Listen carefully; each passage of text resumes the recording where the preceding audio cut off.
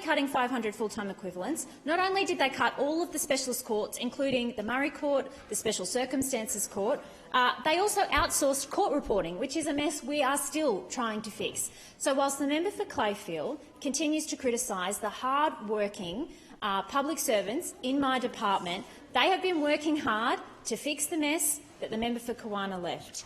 And I am incredibly proud of the work that we have done since we've been in government to turn that around, including reopening those specialist courts, which really do make a difference to so many Queenslanders.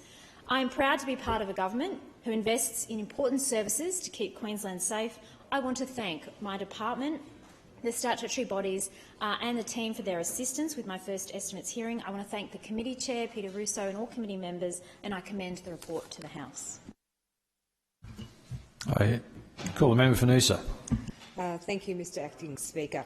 In replying to the 2021 Budget Estimates report from the Legal Affairs and Safety Committee, and as spoken in my statement of reservation, I would like to again draw attention for the need of a review of the estimates hearings and committees process, which I have done through a number of channels now for just on 3 years. Around the world, improvements to committee processes and sessional orders have been sought and implemented, and currently we are seeing calls for reform of question time in federal parliament. Mr Deputy Speaker, examples of these improvements in other jurisdictions include further limiting of time for ministerial statements and government question time allocation, hosting non-parliamentary chairs, simultaneous hearings and regular review periods of the process. During this estimates, I was advised that a review had occurred in 2012, which, given that planning schemes are developed every 10 years, vital processes such as those that scrutinise government, including spending, should also be reviewed each decade, if not earlier.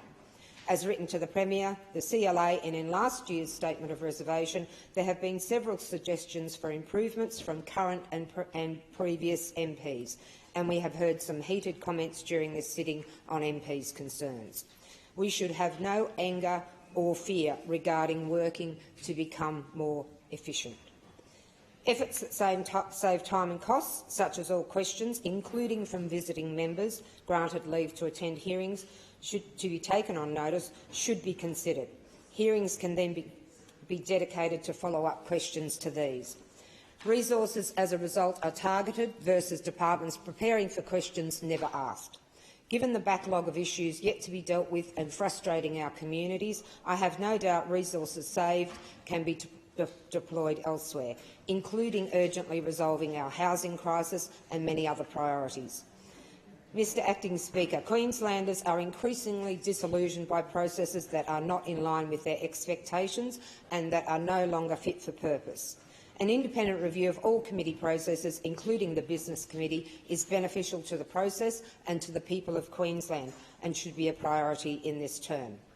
That the current system is inadequate is not a reflection of our committee's report, nor departmental staff, our ministers and all involved in preparing, compiling and attendance at the hearings. The job undertaken, given the extraordinary short space of time allocated between budget and estimates weeks, just before Christmas, is testimony to the commitment and dedication of so many, and I thank and congratulate all who worked under this duress. Any reform that better utilises valuable resources and can deliver better outcomes, I am sure, will be welcomed by all. In addition, our gratitude to our frontliners who are impacted by appropriations and the decisions made surrounding. You do an incredible job, and the questions we ask during estimates is part of ensuring you have what you need to keep our communities safe through prevention, detection, mitigation and legislation that works. This includes the queries I had around the Fraser Island fire, dangerous behaviours on our roads, needed technologies to assist in apprehension of offenders and accommodations for our domestic violence families. Mr Acting Speaker, Queensland has travelled a journey through COVID pandemic which has been difficult and expensive. With the costs of being borne by all Queenslanders now and into the future, efforts to streamline our systems are needed as part of that recovery. In closing, I thank our Chair, fellow committee members, our Secretariat and to committees who gave leave for my attendance.